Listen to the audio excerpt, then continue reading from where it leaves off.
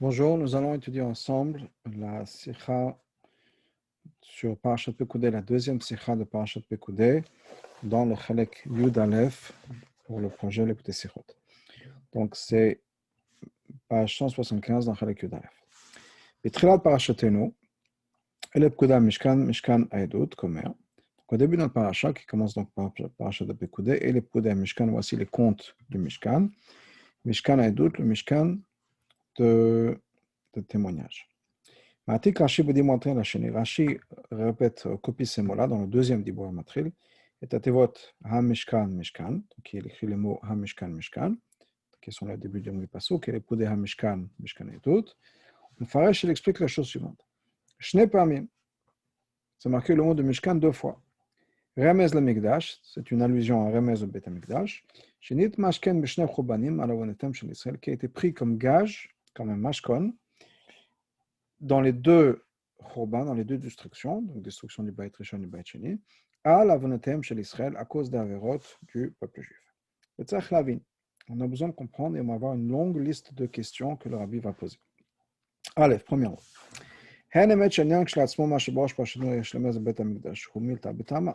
On comprend très bien, et c'est vrai que le fait qu'on ait au début de la parashat Pekudei un remez au Bet HaMikdash, c'est quelque chose qui a du sens. Pourquoi? Parce qu'après tout, la parasha, cette parasha, c'est un peu un résumé, si on peut dire, un total de toute la construction du Mishkan et des Kelim, etc. Comme Rashi d'ailleurs le dit dans le premier Dibur Matré sur ce même pasuk.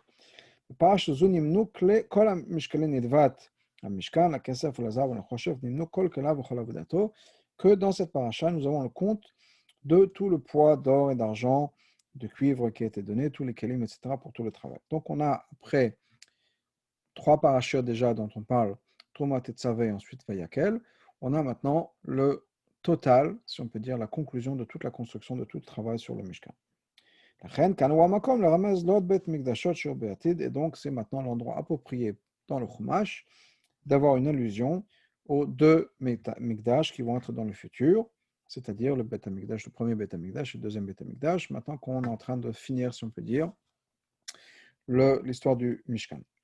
Mais c'est quand même difficile de comprendre.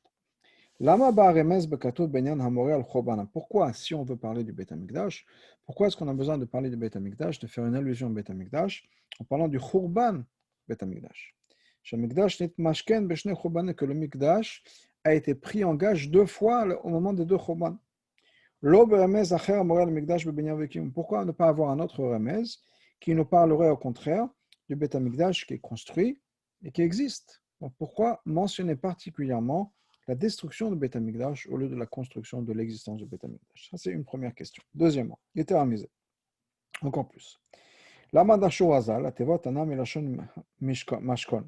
Pourquoi est-ce que Chazal, parce qu'après tout, c'est une rachat de Chazal que Rashi ramène, pourquoi est-ce que Chazal ont expliqué ce mot de Mishkan en tant que Mashkon?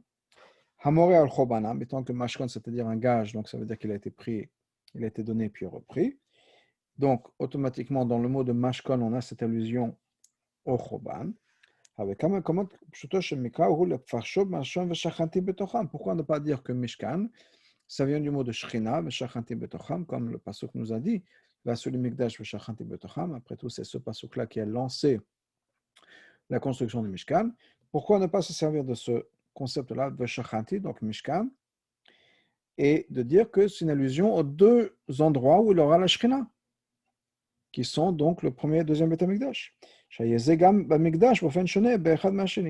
il y a eu ce Mishkan-là, c'était différent bien sûr entre le premier et le deuxième Beth HaMikdash, mais pourquoi ne pas, au lieu de se servir de dire que Mishkan c'est une allusion de mot de Mashkon, disons que Mishkan ce serait une allusion au mot de Shrina, que la Shrina est parmi nous. Ça c'est une deuxième question. Quel lien avec la première question? Pourquoi avoir un remède négatif au lieu d'avoir un remède positif? Le Rabbi nous offre une possibilité, et voilà le remède qui aurait pu être, qui est le Lashon Veshachanti Betocham. Le fait que dans le Dibur HaMatril, Rashi copie deux fois le mot de Mishkan, c'est une preuve, si on peut dire, c'est une évidence, que clairement, le Dibur vient du mot de Mishkan. Zem Forash n'est pas, mais pourquoi est-ce que Rashi a besoin d'expliquer clairement en disant deux fois? On voit déjà dans Dibur HaMatril que Rashi se sert du mot de Mishkan deux fois. Ha Mishkan, Mishkan. On voit la répétition. Pourquoi est-ce que Rashi a besoin de le mentionner?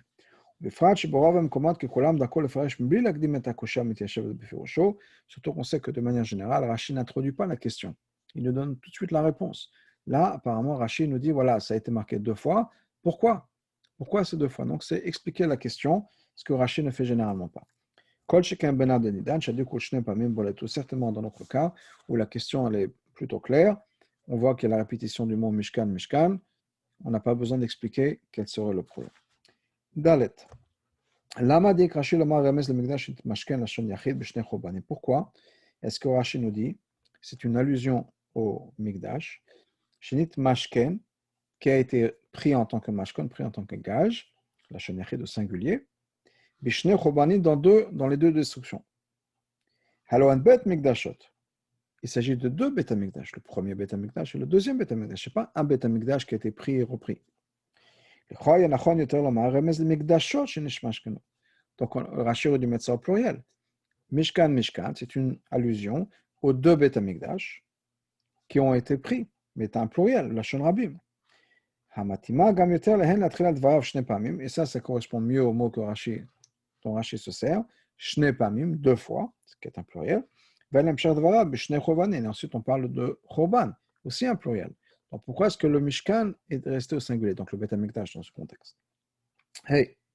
Pourquoi est-ce que Rashi a besoin d'expliquer que le Mishkan, le Beth Amikdash a été détruit à cause des fautes du peuple juif? Parce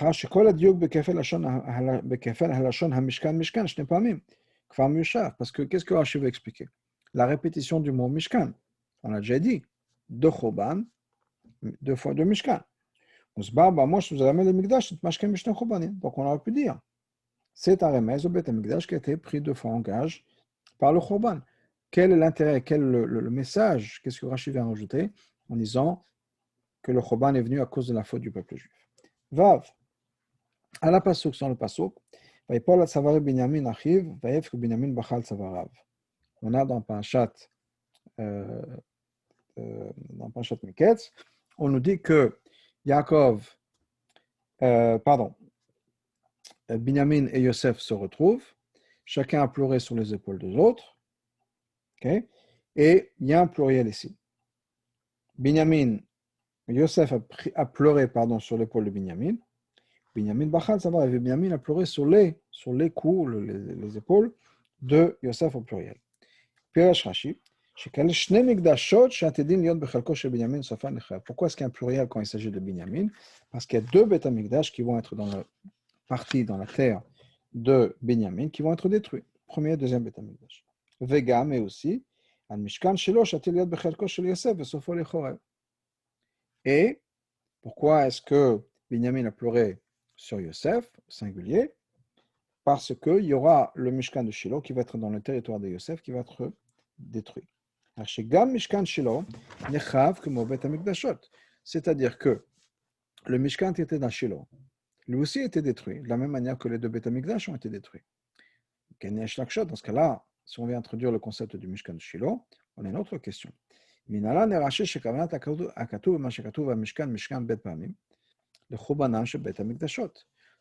est-ce que Rashi sait que quand on parle de Mishkan, Mishkan deux fois, c'est uniquement les deux Beth Amikdash? Et on aurait un Tzarechiyun, on reste avec une question, pourquoi pas d'allusion au Mishkan qui était à Shiloh? Ou là, Yadraba, peut-être qu'au contraire. Que peut-être que le premier Mishkan, c'est le Mishkan de Shiloh, le deuxième Mishkan, c'est le premier Beth Amikdash, et peut-être que il n'y a pas de besoin d'allusion pour le deuxième Beth Amikdash. Parce que de toute façon, il nous manque quelque chose, ou bien parce que dans le Beth Amikdash, il manquait des choses. Ça veut dire quoi qu'il manquait des choses dans le Beth Amikdash? C'est-à-dire que dans le deuxième Beth Amikdash, il y avait 5 choses qui n'étaient pas là. Entre autres, le Haron, avec les Luchot, le Urim et Tumim, Donc, peut-être que d'une certaine manière, ce n'était pas vraiment un Beth Amikdash à 100%, de la même manière que le Mishkan de Shiloh était là. Donc, peut-être que quand la Torah veut nous dire Mishkan, Mishkan, c'est une allusion à deux sanctuaires. Ça aurait été le Mishkan de Shiloh et le premier Beth Amikdash. Le deuxième Beth Amikdash, peut-être qu'on ne l'aurait pas compté. Comment est-ce que Rashi sait que non? Ce qu'on va exclure, c'est le Mishkan de Shiloh et on va compter les deux Beth Amikdash. Septième question. Rashi mefaresh manashon Mishkan, shamikdash mashken b'shnei choban. Rashi explique que le lachon de Mishkan, ça veut dire quoi? Ça vient du mot de gage qui a été pris, c'est-à-dire que le Beth Amikdash a été pris en gage, repris par Dieu, si on peut dire, dans les deux destructions. Aïnou. Quand le Beth Amikdash a été détruit, c'est comme un mashkon qui a été pris, un gage qui a été pris, et qui ensuite sera rendu. Apparemment, c'est pas comme ça. Un mashkon,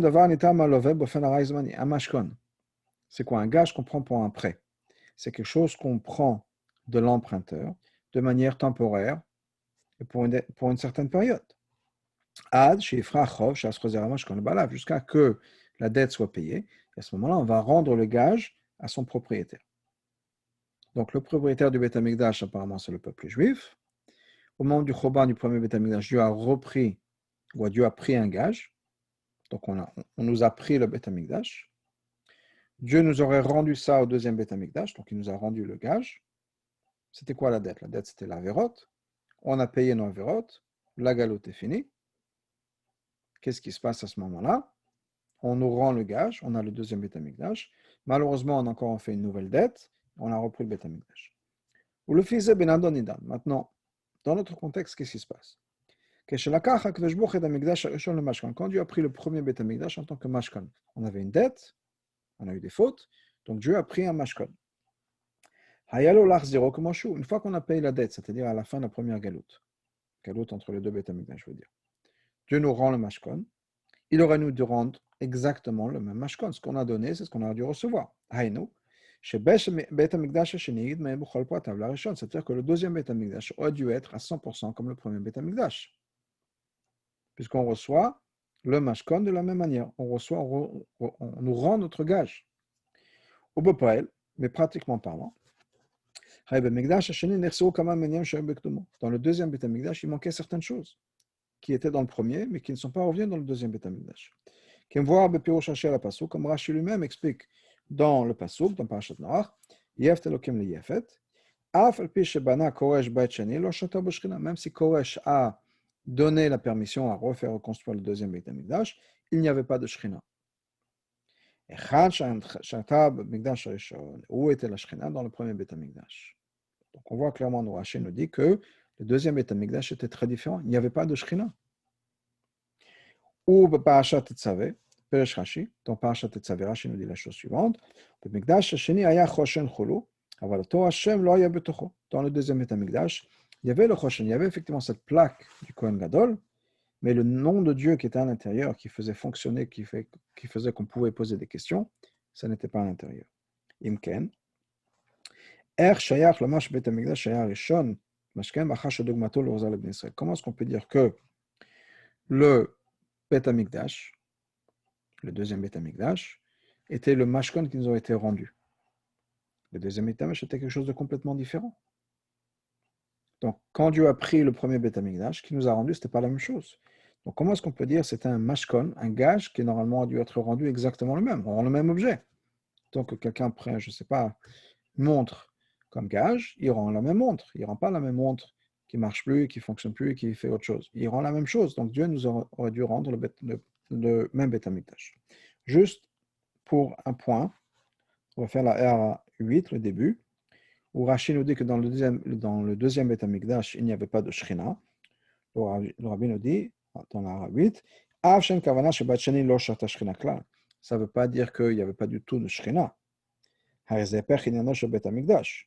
C'est clairement l'opposé d'un Beth Amikdash. S'il n'y avait pas vraiment de Shechina, dans ce cas, ça n'aurait pas été un Beth Amikdash. Ce que Rashi veut dire, c'est qu'il n'y avait pas le même degré de Shechina que dans le premier Beth Amikdash, mais clairement, il y avait la Shechina dans le Beth Amikdash, et on va reprendre la dernière ligne de cet arabe. Il y a bien sûr plusieurs niveaux dans la Shrina, et donc c'est un niveau moindre au deuxième Beth Amikdash. Donc pour l'instant, on a donc ces 7 questions que le Rabbi pose sur Rashi. Va biurboze, voilà l'explication. Ikar inam Beth Amikdash, ou comme Shekatouv, Bet Elokim, Veze Shara Shamayim, Beth Amikdash El Mala. C'est quoi l'essentiel d'un Beth Amikdash? On trouve ça, Yaakov le dit dans Parashat Vayetze. Bet Elokim, c'est la maison de Dieu. Veze Shara Shamayim, et ça c'est la porte du ciel. Bet Amikdash El Mala. Donc là, c'est l'endroit où on arrive au Bet Amikdash en haut. C'est le portique d'entrée vers le Bet Amikdash. Omer, Machol Shiftecha Palta Hashem. On a un autre passage qui nous dit, Machol Shiftecha, un endroit où tu pourras habiter, t'installer, Palta Hashem, tu as fait. Hamakom Hashem Achinoti, c'est l'endroit que j'ai préparé. Chenema, bon, c'est pour ça que c'est marqué, Livnot et Bet Hashem Yerushalayim, construire la maison de Dieu à Yerushalayim. On trouve ça dans Divrei Yamim. V'nika Bet Olamim, et on appelle ça la maison à éternité. Et ça, c'est quelque chose qu'on va retrouver de manière égale dans les deux Beth Amikdash.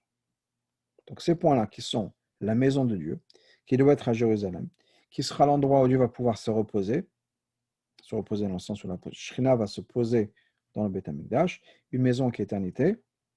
Le premier et le deuxième Beth Amikdash ont les mêmes caractéristiques, il n'y a pas de différence entre les deux. Par contre, le Mishkan, et ensuite la succession du Mishkan qui sera à Shiloh, il ne correspondait pas géographiquement au Beth Amikdash qui est en eux, et certainement aussi au-delà de la géographie, parce que ce n'était pas à Jérusalem, comme Yaakov dit, c'est l'endroit auquel on a accès au ciel, là où le Mishkan était. Apparemment, ce n'était pas cet endroit qui correspondait donc à Yerushalayim Shel Mala, Beth Amikdash Shel Mala. Deuxièmement, Nikraim Oel Moed, Diratara et la Shrina. On appelle ça une tente. Une tente, c'est-à-dire c'est une habitation temporaire pour la Shrina.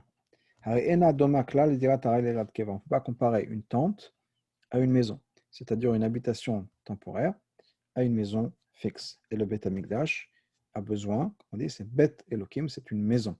Ce n'est pas une tente, ce n'est pas un déplacement, ce n'est pas un endroit temporaire, c'est la maison de Dieu éternité. Et le Mishkan n'avait pas ces qualités-là, ni le vrai Mishkan dans le Midbar, ni le Mishkan ensuite à Shiloh. Et ça, un enfant qui apprend le Chumash le comprend très facilement. Le fait qu'une maison peut être différente d'une deuxième maison. Il y a des différences entre les maisons, mais ça ne change pas l'essentiel de ce qu'est une maison. C'est-à-dire, c'est une habitation permanente, fixe, pour la personne qui va être à l'intérieur. Par contre, une tente, même si une tente peut avoir plusieurs articles, plusieurs détails, plusieurs points auxquels cette tente va ressembler à une maison, mais il y a un point essentiel qui est différent. C'est une habitation temporaire et non pas une habitation permanente, fixe. Donc il y a vraiment cette différence profonde, essentielle dans la nature de Mishkan et dans la nature de Beth Amikdash. Donc basé sur ce concept-là, on va comprendre la chose suivante. Même si les deux Beth Amikdash n'étaient pas exactement les mêmes à 100% dans plusieurs détails. Malgré tout. Mais le point est qu'ils ont quelque chose en commun. L'essentiel est exactement la même chose. Bait, c'est une maison, le Shrinato Yitbarach pour la Shrina de Dieu. Le deuxième Beth Amikdash, c'est rendre le mashkon qui était pris au premier Beth Amikdash. Le caractère essentiel nous a été rendu de ces choses-là. Par contre, le Mishkan, qui était une tente, on ne peut pas dire que le Mishkan de Shiloh a été pris en tant que mashkon, puisque lui aussi va être détruit, et on l'a rendu sous forme de maison. C'est deux choses complètement différentes. Une maison à l'autre, oui. Il y a une ressemblance. Mais d'une tente remplacée par une maison, ce n'est pas du tout la même chose. Donc le point essentiel n'est pas la même chose. Donc c'est pour ça que quand Rashi voit dans le mot Mishkan, Mishkan, il voit que c'est une allusion au premier et deuxième Beth Amikdash, ça ne peut pas être le Mishkan de Shiloh ou le premier Mishkan, le Mishkan de Shiloh, et le premier Beth Amikdash. La différence est trop grande pour dire que les deux sont mis ensemble et que c'est le même Mashkon, si on peut dire, que Dieu nous a pris, à un moment du Choban, disons, du Mishkan de Shiloh, qui nous a rendu exactement la même chose. Ça n'est pas du tout la même chose. C'est un caractère complètement différent entre une tente et une maison. Alors que d'une maison à l'autre, oui, la compensation est la même. On a perdu une maison, on a récupéré une maison. Alors effectivement, il y a des différences. La maison était comme ci, était un peu plus grande, un peu plus petite, la couleur était différente, quelle que soit la chose, mais on a récupéré la même chose, le même caractère a été récupéré. Donc, c'est pour ça qu'on comprend de manière logique et simple et évidente que Mishkan, c'est une allusion aux deux Beth Amikdash et pas un Beth Amikdash et le Mishkan. Une autre chose. Haremez le Beth Mishkanot ou Mishkan, Beth Pamim. D'où est-ce qu'on voit ce remez? Dans le fait qu'il y a une répétition double. Aïnou, Shte Tevot Adomot Zelazé. Deux mots qui se ressemblent. Donc ça même, ça nous indique de quoi il s'agit. Il s'agit de deux choses qui se ressemblent. De la même manière que les deux mots sont les mêmes, c'est une répétition du même mot deux fois. Donc la même chose, il s'agit de quelque chose qui a le même caractère. Ça te mérite. Il est bête à Beth Amikdash, donc il s'agit encore une fois de deux choses qui se ressemblent, deux Beth Amikdash et pas une maison et une tente, le Mishkan de Shiloh et le Beth Amikdash. C'est pour ça que Rashi veut nous dire, il rajoute les mots, c'était une des questions, Shne Pamim, deux fois. Il veut dire, c'est pas juste un remez, mais Torah, Milishna, de fait qu'il y a un mot en plus. On aurait pu avoir un seul mot, une seule fois le mot Mishkan, on rajoutait deux fois. Et donc, quand on a quelque chose de plus, ça nous rajoute quelque chose de plus. Non. Le fait qu'on a un mot en plus, ça ne veut pas dire que ça a besoin de ressembler au premier mot. Et Rashi veut nous dire, ce n'est pas juste un mot en plus. Et la Shalimud, mais c'est Mishkan, mais c'est le même mot qui a été répété deux fois. Ça veut dire, c'est la même chose qui a été répétée deux fois. Et donc, ça vient nous dire qu'il s'agit obligatoirement du Beth Amikdash, parce que c'est la seule chose qui a été répétée deux fois, exactement la même. Beit Rishon et Beit Sheni. Le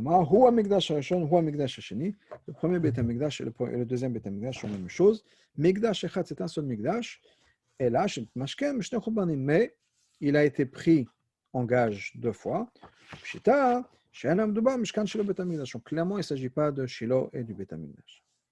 Alpha Piken, malgré tout, Rashi remez le Mikdash, le Beit Amikdash. Rashi nous dit que c'était le remez au Mikdash, au sanctuaire, et pas le Beit Amikdash. Maintenant, sanctuaire, ça peut être autre chose. Ça peut être le Mishkan. Kedakosh, afilo agadash, pirashot, tzach liot meshevet davar mikra, belashon amikra.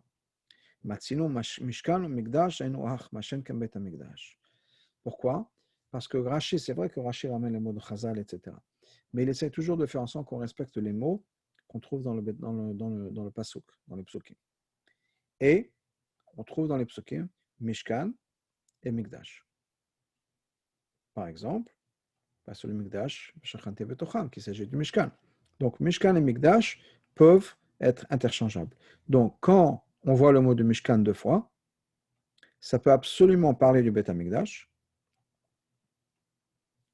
Il n'y a pas de souci à ce niveau-là. Mais Rashi voudrait rester fidèle au texte qui est Mikdash. Par contre, Beth Amikdash, on ne trouve pas ça dans les psukim. Donc Rashi veut rester fidèle au texte, qui est que Mikdash et Mishkan sont interchangeables. Donc quand on a le mot de Mishkan, on peut le remplacer par le mot de Mikdash, et ça on trouve des équivalents dans le Chumash. Alpizé, basé sur cette fondation, que le remez c'est quoi? C'est le mot de Mishkan ou Mashkon, et donc ça doit être quelque chose qui se ressemble, les deux doivent se ressembler. Maintenant, on peut comprendre pourquoi est-ce que le remez dans le pasuk, c'était une question qu'on avait tout au départ, la première et deuxième question, c'est le khurban du Beth Amikdash. Pourquoi pas parler de quelque chose un peu plus sympathique quand le Beth Amikdash a été construit, quand le Beth Amikdash a été tenu. Adraba. Le mot de mashkon a quelque chose de très positif. Un mashkon, un gage, ça veut dire quoi? J'emprunte de l'argent et je donne en échange. Je donnais l'exemple tout à l'heure de ma montre. Je donne ma montre. Okay? Ma montre, maintenant, se trouve chez le prêteur. Mais ma montre est là. C'est le cas d'être sur moi, chez quelqu'un d'autre. Mais la montre n'a pas été détruite. Elle existe encore à 100%, juste quelque part d'autre.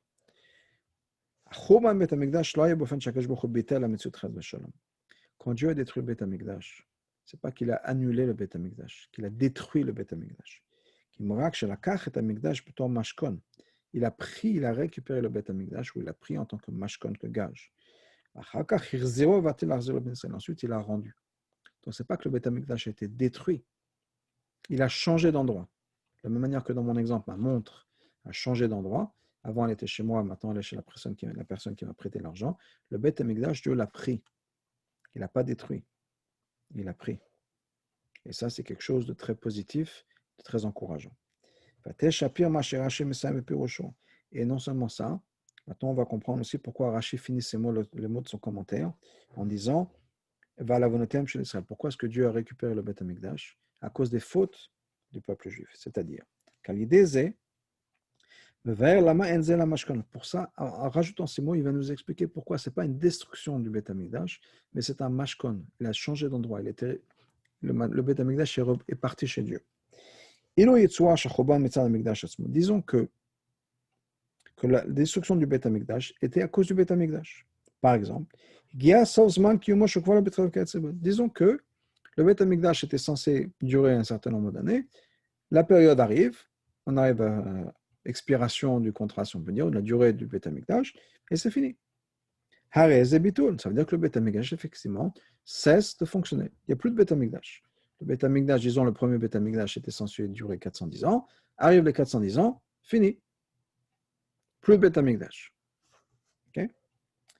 Aval, Machar, Dasiba, Yavonatem, mais ce n'est pas le cas. Pourquoi est-ce qu'il n'y a plus de Beth Amikdash? Pas parce que Beth Amikdash était censé s'arrêter à un moment donné. C'est à cause de nos fautes à nous, à cause des fautes du peuple juif. Donc c'est la faute du peuple juif qui a causé que le Beth Amikdash nous a quittés. Donc ça veut dire quoi? C'est juste que nous avons perdu le Beth Amikdash. C'est pas que le Beth Amikdash a été détruit, pas que le Beth Amikdash cesse d'exister ou de servir sa fonction. Nous n'avons plus accès au Beth Amikdash, nous n'avons plus droit, si on peut dire, Beth Amikdash.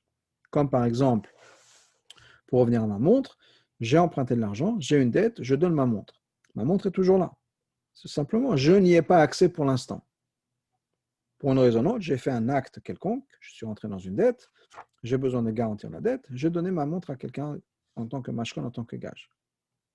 Ce n'est pas que la montre était expirée, que la montre s'est cassée, que la montre arrive à la fin de sa vie, c'est que à cause de mon action, ma dette, j'ai besoin de transférer la montre à quelqu'un d'autre. Ben, c'est ce que Rashi veut nous dire. Le Mishkan n'a pas été détruit dans le sens où il existe toujours, bien sûr de manière spirituelle. Ce n'est pas qu'on l'a perdu, c'est qu'il a été comme un mashkon. Il est passé d'un propriétaire à l'autre, d'un endroit à l'autre.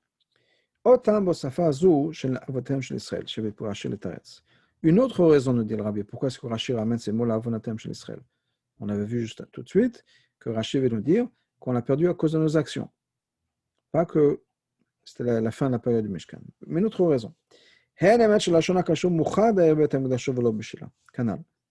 Comme on l'avait vu, c'est vrai que, d'après les psukim, il s'agit de Beth Amikdash. On avait dit que Mishkan, Mishkan, ou HaMishkan, Mishkan, c'est une allusion aux deux Beth Amikdash, pas au Mishkan de Shiloh. Très vrai. Mais pourquoi? Même si le pasuk nous dit qu'effectivement il s'agit bien des deux Beth Amikdash, et qu'on ne va pas compter le Mishkan de Shiloh, mais pourquoi pas? Pourquoi est-ce que la Torah, le pasuk ici, n'a pas voulu inclure le Mishkan de Shiloh? Rashi, c'est pour ça que Rashi va nous expliquer. À la vonatem chez Israël, il s'agit de quelque chose qui a été perdu ou transféré à cause des fautes du peuple juif. Chez Kalm, Ramez Torah le Mikdash de Mashken Bebnei Israël, ici il s'agit de quoi? On parle du Mishkan qui a été pris en tant que gage du peuple juif. Pour la faute du peuple juif.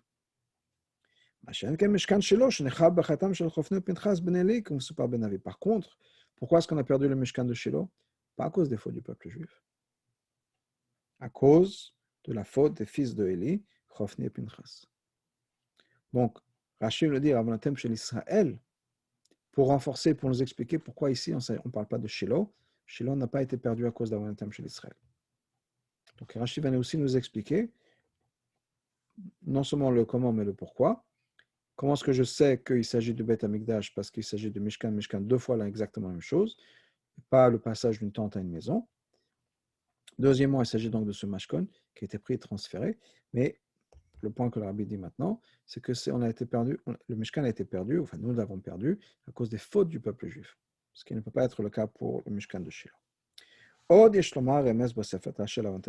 Et encore un autre point qu'on apprend de ce que Rashi nous dit à Vodem Shel Israël.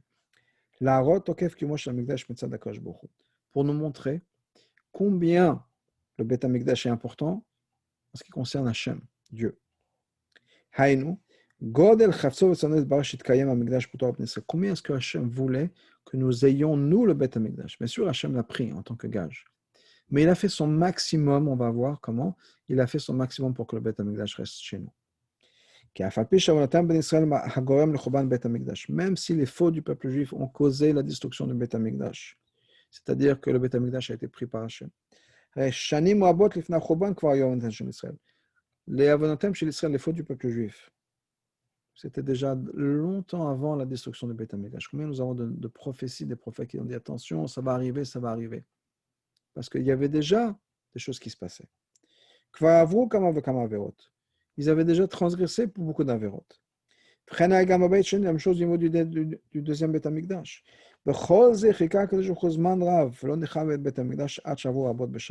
Malgré tout, Dieu, si on peut dire, a fait son maximum. Il a attendu des années et des années, malgré qu'il y ait déjà eu des fautes, avant de détruire le Beth Amikdash. Dieu a rallongé la période d'existence du Beth Amikdash pendant de longues années, pour que le peuple juif fasse tchouva, et que le Beth Amikdash reste comme il est. Donc on voit ce que Rachel veut nous dire quand il s'agit d'Avonetem chez Israël, combien c'est important pour Hachem que nous ayons accès au Beth Amikdash, qu'il a vraiment attendu malgré qu'il y ait des fautes. Et ça, c'est aussi la continuation de ce qu'on avait vu avant. On parle du Beth Amikdash qui vont être chez le peuple juif. Mais donc, c'est pour ça qu'on a une allusion à tous ces détails qui expressent l'importance, la force de leur existence. Que même au moment où le Beth Amikdash est détruit, ce n'est qu'un mashkon. C'est-à-dire, il a juste été transféré. Nous n'y avons pas eu accès, mais il existe encore. C'est même pas à cause du Beth Amikdash. C'est à cause des fautes du peuple juste. Le Beth Amikdash, en ce qui le concerne, il est toujours bien à 100%. C'est pas qu'il a eu, encore une fois, une période d'expiration. Même ça, Hachem ne voulait pas détruire le Beth Amikdash. Donc on voit que ce remèze-là, combien c'est important que nous ayons un Beth Amikdash. Quelle est la leçon pour nous? Il y a un principe, nous dit la Gemara, que l'esclave ne peut pas s'attendre à être encore mieux servi, si on peut dire, que son maître. Que de la même manière que Dieu a attendu pendant de longues années avant de détruire le Beth Amikdash.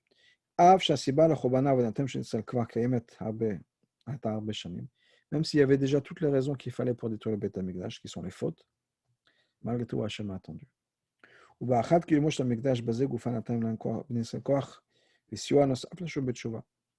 fait que Hachem a attendu, ça même, ça nous avait donné la force de pouvoir faire tchouva. Donc ça, c'est dans le passé. La leçon qu'on apprend de ce que Hachem a fait. Nous avons, nous, la même obligation de se comporter au moins comme Hachem. Comme on disait, on ne peut pas attendre que l'esclave soit mieux traité que son maître. Si Hachem a eu la patience de gérer les Rechaim, si on peut dire, et de malgré tout de leur donner le Beth Amikdash, de leur laisser le Beth Amikdash, nous n'avons aucune raison d'être moins patients. Et ne pas, chas v'shalom, enlever la possibilité d'aider qu'un juif dans son action de Torah Mitzvot. Nous avons la responsabilité d'aider chaque juif à faire en sorte qu'il va construire le Beth Amikdash, à faire ce lien de dire Betartonim v'shachanti betocham. Ashrat Ashchina betor kol echad v'echad b'Israël, qui est d'amener la Shechina à l'intérieur de chaque juif. Comme nous savons, le mamar du Shla Kadosh, du Shna Lochat Abrit, qui n'est pas marqué pas sous le Mikdash Beshochanti Betocho, et là, Betocham, que quand Dieu a dit vous allez faire le Mikdash, il n'a pas dit je vais être parmi eux, le peuple juif. Pardon, je vais être dans le Mikdash, Betocho dans lui, mais Betocham entre eux, c'est-à-dire que Dieu, la Shrina, va être à l'intérieur de chaque juif. Donc nous avons une obligation, une responsabilité d'aider chaque personne à accomplir cette idée-là, d'avoir son Beth Amikdash à lui construit. Même si la personne ne se comporte pas comme il faut. Comme Dieu a eu la patience d'attendre les Rechaim, si on peut dire les gens qui ne faisaient pas ce qu'il faut faire à l'époque du Churban Habayit, nous aussi nous devons avoir la patience des gens qui ne font pas comme il faut 100%. Adab, au contraire.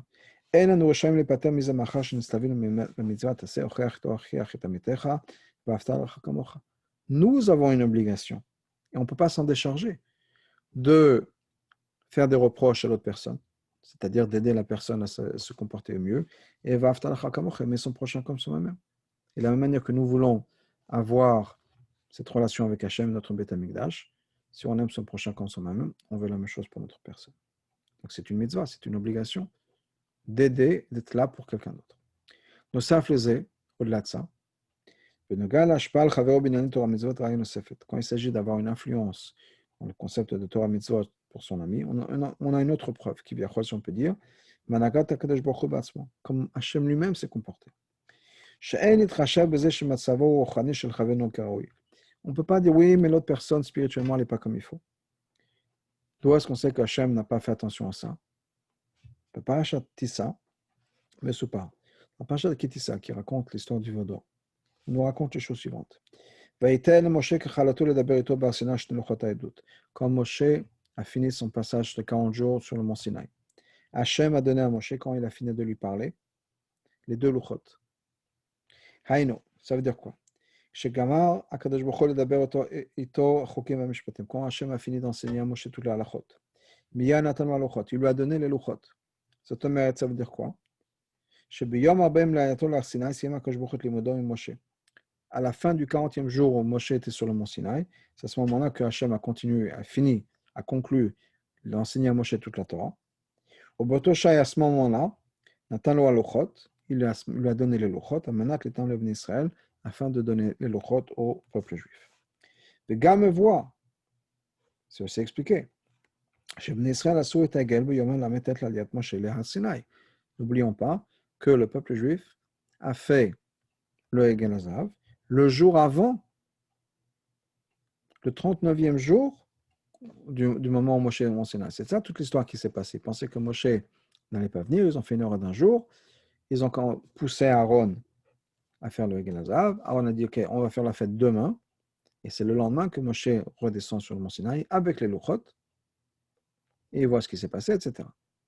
Donc le Egel Hazav était fait le jour avant. Donc pendant que le Egel Hazav est en train de se passer, Hachem continue à enseigner à Moshe la Torah, et ensuite, une fois qu'il a fini, Hachem donne à Moshe les Luchot, sachant pertinemment que le Egel Hazav s'est passé la veille.